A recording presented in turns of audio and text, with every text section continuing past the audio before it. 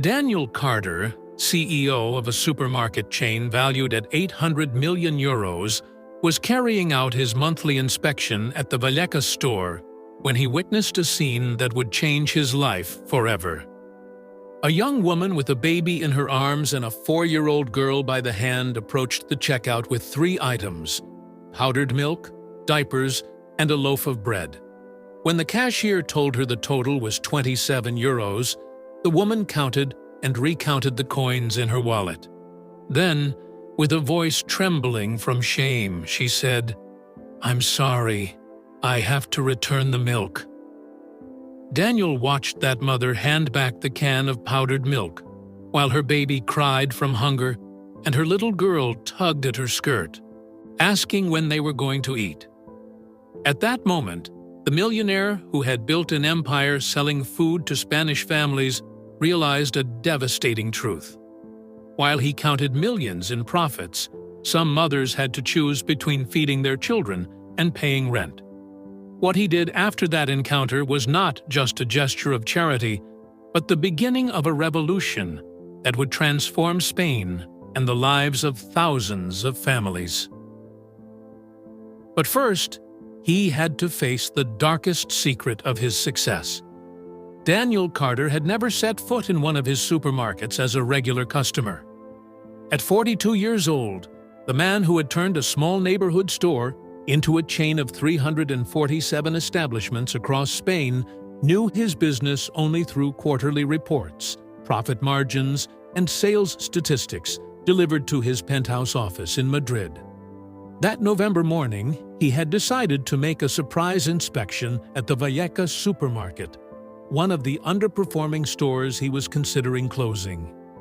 Dressed in his usual charcoal Armani suit, with Italian shoes that cost more than the monthly salary of one of his employees, he walked the aisles, mentally noting every detail that failed to meet corporate standards. His life was a perfect mechanism of efficiency and profit. He woke up every morning at 5:30 in his 400-square-meter house in La Moraleja.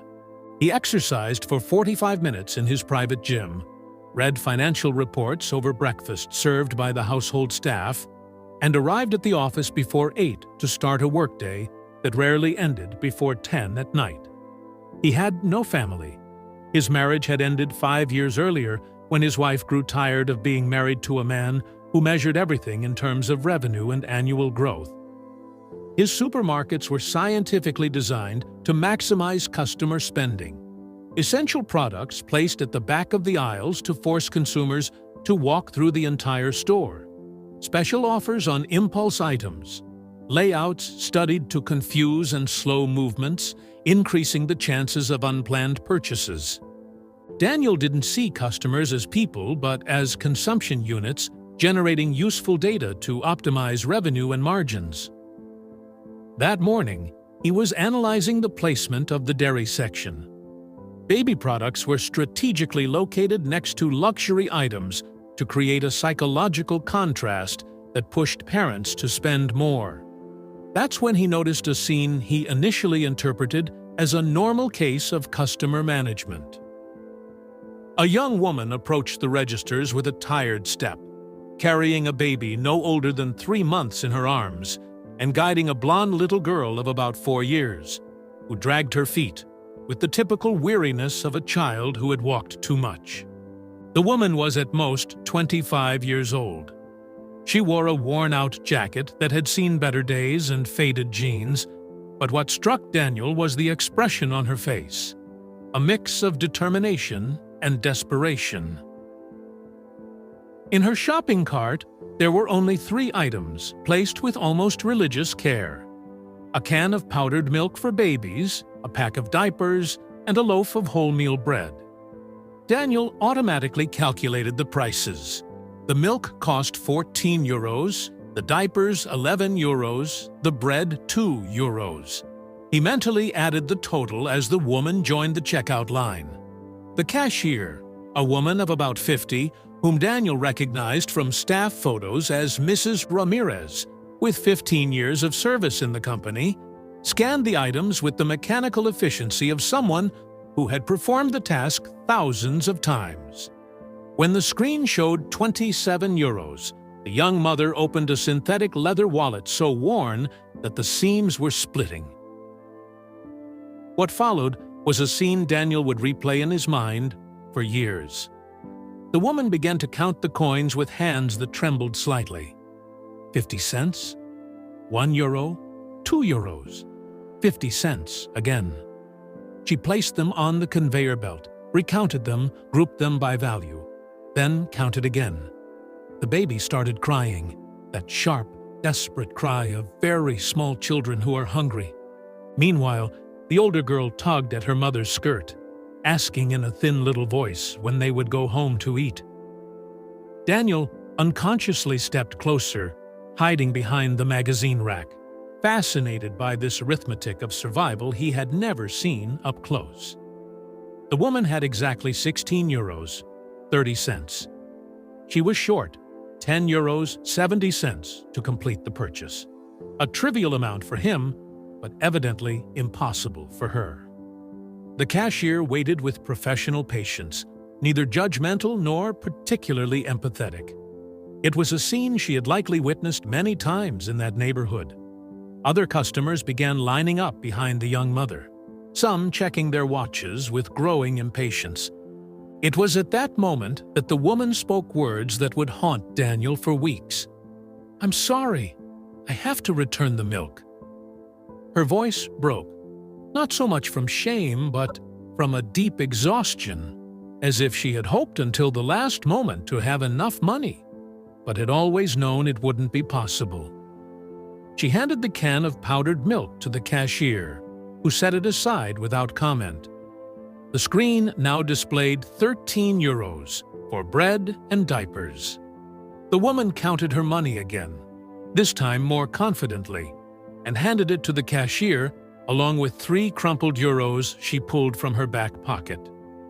As the cashier prepared the change and bagged the purchases in a plastic bag, the baby cried louder and louder. The little girl asked, with devastating innocence, "Mom, what about the milk for my little brother?" The mother bent down, stroked her blonde hair, and whispered something Daniel couldn't hear, but that made the girl smile. Watching this scene, Daniel felt something he hadn't experienced in years: shame. Not social shame for being associated with something unpleasant, but a deep moral shame of realizing he had lived in a bubble completely disconnected from reality. As they left the supermarket, the mother with her baby crying more desperately, the little girl skipping along, oblivious to the tragedy unfolding, Daniel stood frozen among the magazines, realizing that this woman had just endured one of the most humiliating moments of her life inside his supermarket, with his prices under his empire. That night, in his silent and perfectly climate-controlled house, Daniel could not bring himself to eat dinner. He kept thinking of that baby's cries, the innocent question of the little girl, the look on the mother's face as she had to choose between feeding her child and buying diapers to prevent rashes. For the first time in 20 years of business, the numbers in his reports no longer felt like abstract figures. They now reflected real human lives, families struggling every day against poverty, while he optimized profits. In the days that followed, Daniel couldn't focus on the usual financial reports. The image of that mother forced to return the milk continued to torment him, turning every business decision into a moral dilemma. During board meetings, while executives debated raising prices for the next quarter, he saw the face of that little girl asking about milk for her baby brother. He decided to return to the Vallecas supermarket, this time not as a CEO on inspection, but as a silent observer of the reality he had ignored all his life.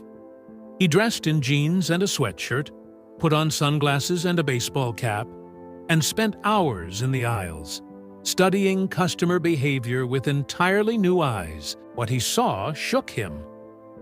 Mothers counted every cent before placing anything in their carts, Elderly people compared prices for long minutes before choosing the cheapest product. Entire families split up across the aisles to save time and find the best deals. He had built an empire selling food, but now he understood that for many people, grocery shopping was a daily battle against the humiliation of poverty. On the second day of observation, he saw the same woman again. This time, she was alone.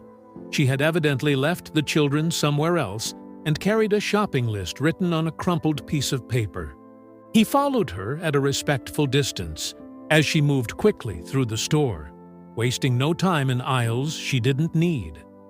She picked only sale items or cheap brands, checking each price with the manic attention of someone who couldn't afford mistakes.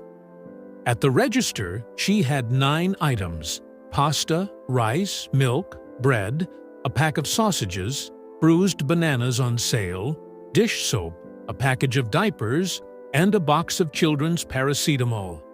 The total came to €23.40. This time she had the exact money, which she counted twice before handing it to the cashier with a shy smile of triumph.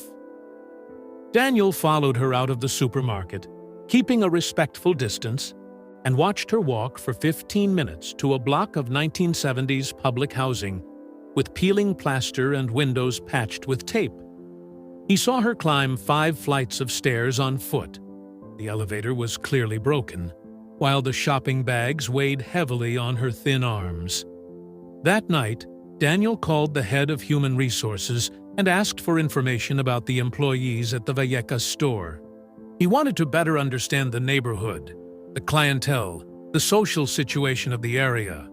What he discovered hit him like a punch to the stomach. 40% of the families in the area lived below the poverty line. Youth unemployment was over 35%. Many of his most loyal customers were people juggling expenses just to afford basic necessities. The HR director, assuming the CEO was considering closing the underperforming store, began listing its problems: low margins, clientele with little purchasing power, rising shoplifting. Daniel cut him off mid-speech, realizing that he himself had created a system that treated customer poverty as a problem to solve by closing stores instead of lowering prices. That night, in his silent house, Daniel made a decision that would change everything. He called his assistant and asked for all the data on stores located in low-income neighborhoods. He wanted precise numbers. How many families did they serve? What percentage of their income was spent in his supermarkets? How many children went to bed without dinner because their parents couldn't afford the full grocery list? The data that arrived in the following days was devastating. His supermarkets in poor neighborhoods had a profit margin of 25% on children's products, double the European average. A family with 2 small children spent an average of €150 per month just on milk, diapers, and baby food, almost 20% of the average household income in the area. And the most shocking statistic, according to the company's own market research, 30% of mothers admitted they had skipped meals so their children could eat. Daniel realized his success was literally built on the hunger of Spanish children. Every time he had raised prices to improve margins, he had condemned a family to impossible choices between basic needs. His €800 million empire was stained by the cries of babies who went unfed because milk was too expensive for their mothers. The third time Daniel returned to the Vallecas supermarket, he had made a decision his financial consultants would have called madness. He convened an emergency meeting with all staff and announced something revolutionary. All children's products would be sold at cost price, 0 profit margin. In addition, any mother unable to complete her children's purchases could access a family assistance fund anonymously. The store director pointed out that this would destroy profitability.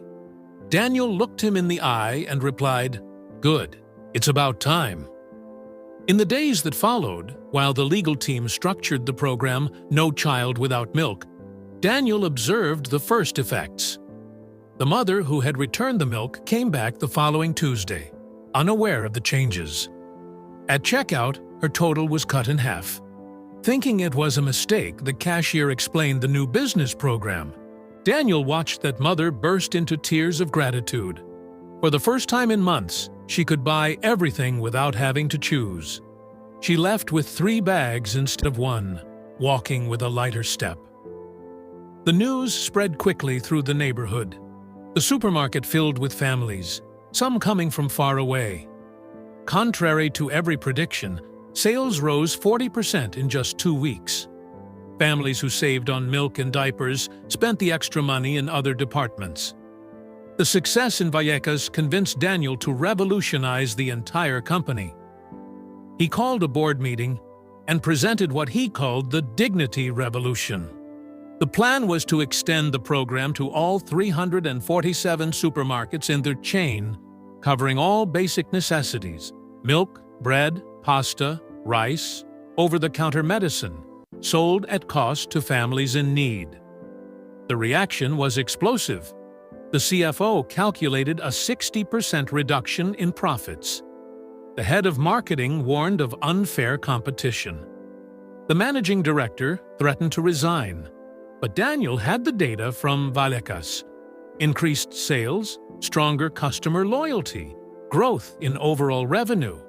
Above all, he had the thank you letters from families. The vote was close: 6 against, 5 in favor, 1 abstention. As majority shareholder, Daniel decided to proceed despite management's opposition.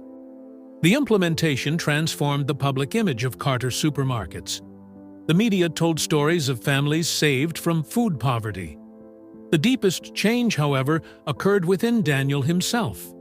The man who had once optimized profits now discovered a new satisfaction in the smiling faces of mothers. He personally visited every store, not to check numbers, but to listen to stories and understand needs. The transformation required sacrifices.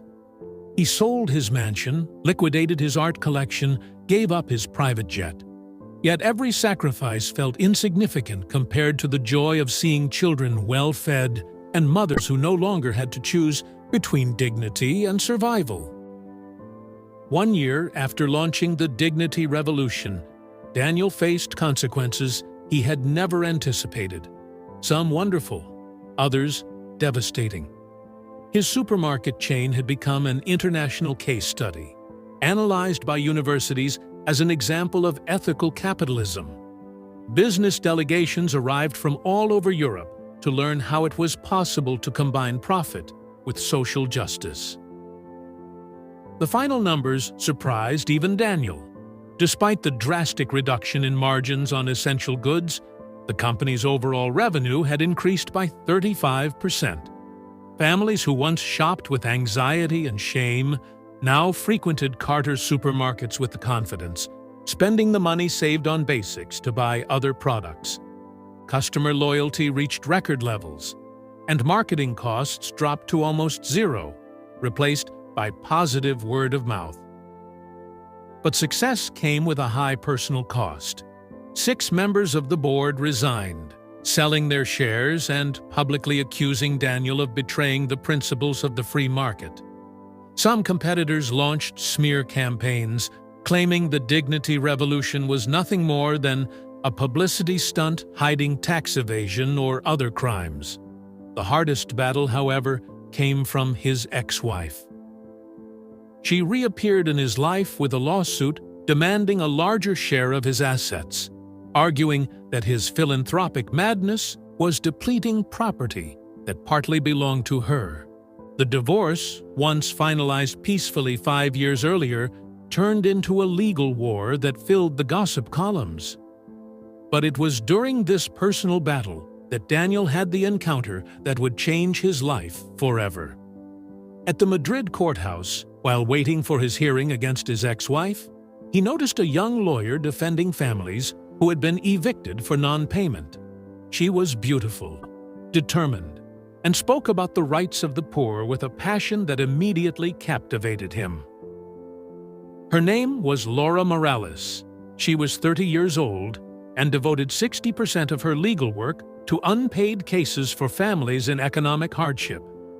When Daniel introduced himself after the hearing, she recognized him immediately as the millionaire who was giving milk to the poor, and looked at him with a distrust that left him unsettled. Laura had read in the newspapers about his social initiatives, but she remained skeptical about the true motives of a wealthy businessman who suddenly discovered philanthropy. When Daniel asked if he could invite her for a coffee to talk about his charitable programs, she replied curtly that she had no time for conversations with millionaires seeking cheap redemption. The challenge had been set. Daniel, who had achieved every professional goal he had ever pursued, now found himself for the first time having to prove the sincerity of his intentions to a woman who was not impressed by his financial success. She wanted concrete proof of his social commitment. 2 years after meeting Laura, Daniel had transformed not only his company, but his entire existence. The lawyer's initial mistrust had gradually turned into respect, and then into a deep love, born from their daily dedication to helping the vulnerable. Laura had not only accepted becoming his life partner, but had also become the director of the Carter Foundation, a nonprofit organization Daniel created by dedicating 70% of his personal wealth to the fight against child poverty. Together, they opened free dining halls for struggling families, distribution centers for basic necessities, and a microcredit program for single mothers who wanted to start small businesses. Their wedding, held privately in a modest neighborhood church rather than in the cathedral downtown, was attended not by celebrities, but by hundreds of families who had benefited from their programs. There were no magazine photographers or VIP guests, only mothers with children fed thanks to free milk, fathers who had regained dignity thanks to reduced prices, and elderly people who could finally afford essential medicine. Meanwhile, the dignity revolution expanded far beyond Carter supermarkets. Other Spanish entrepreneurs began copying the model, creating a national network of ethical supermarkets that guaranteed essential goods at affordable prices. The government studied the Carter case to implement public policies against food poverty, and the European Union invited Daniel to Brussels to present his model as an example of best social practices. For Daniel, however, success was still measured in very concrete terms. Every time he entered one of his supermarkets and saw a mother shopping with a smile instead of counting coins anxiously, every time a child could drink enough milk to grow healthy, every time a family could afford the dignity of choosing what to put in their cart, he knew he had made the right decision. The woman he had first seen returning the milk that day in Vallecas had become an unwitting symbol of the revolution. Months later, Daniel tracked her down and discovered her name was Sofia.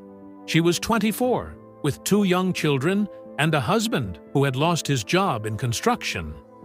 Now Sofia worked as a volunteer coordinator at one of the Carter Foundation's food distribution centers, helping other mothers who had once been in her same situation. On the 2nd anniversary of the Dignity Revolution, Daniel and Laura returned together to the Vallecas supermarket where it had all begun. They found Sofia at the checkout, no longer a struggling customer, but the manager of the No Child Without Milk program for the entire neighborhood.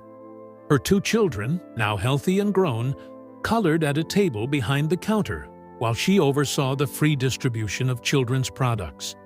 When Sofia saw them, she ran to embrace them with tears in her eyes, telling them they were the strangest family in the world. An ex-millionaire, a lawyer for the poor, and a single mother who had become her sister at heart, but also the truest one she had ever known. That night, in their modest but love-filled home, Daniel and Laura looked through the day's photos. In one of them, the three of them, Sophia, Laura, and Daniel, stood surrounded by dozens of children eating free ice cream in the supermarket courtyard.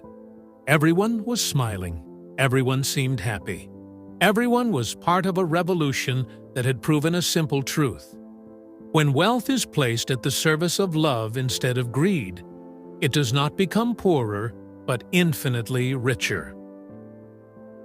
Daniel held Laura tightly as he looked at that photo, thinking about how the sight of a mother forced to return a can of milk had changed not only his company, but also his soul. He had lost millions in profits. He had given up unchecked luxury. He had faced legal battles and harsh criticism, but he had gained something priceless: the certainty of having transformed his life from empty success into love filled with meaning. And every night, before falling asleep beside the woman who loved him, not for what he owned, but for what he gave, Daniel thought about all the children who went to bed with full stomachs thanks to his revolution. That was the greatest dividend his life would ever produce.